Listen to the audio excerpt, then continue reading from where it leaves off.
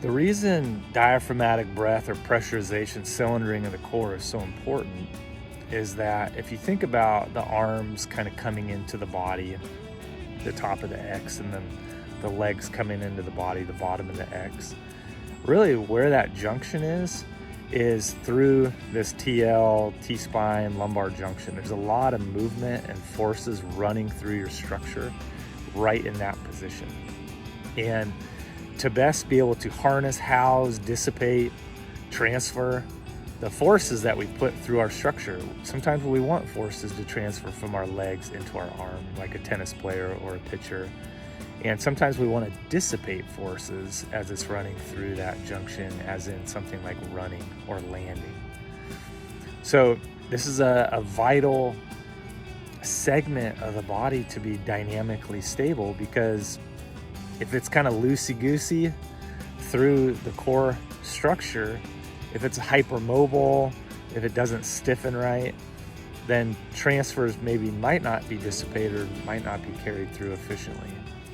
So working on driving that piston down, working on nice, slow inhales through the nose, driving the piston down, feeling your belly plume out, feeling pressure in the lumbar, which I love to do in that 90-90 supine position that you've learned about. This helps connect that kind of arm-leg junctions through that really vital, important position right there.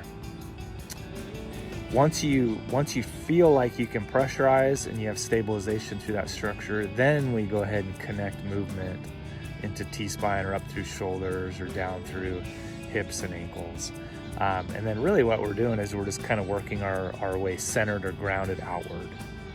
And this was that kind of daddy long leg analogy I talked about, is really we're just a bunch of spider legs connected into this cylinder, this pressurizable chamber, which we need to figure out how to do.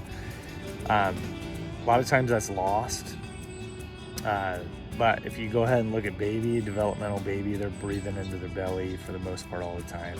But things like trauma, injury, smoking, environmental toxin, self-confidence issues, this kind of stuff, fear, weariness, it drives that breath from our belly chamber into our thoracic chamber, which at times is not bad. Sometimes you want a full breath, but to create pressurization through that lumbar chamber, remember, if we can dynamically stabilize through that structure, it's going to give our brain the confidence to green light movement throughout the rest of the human movement system. So make sure to breathe, make sure to spend some time on this every day. It'll help you move better biomechanically, be a more efficient machine, but it'll also help you get from a sympathetic state to a parasympathetic state, relax, deal with stress, upregulate digestion, sleep better, be less pain, and move better. So enjoy.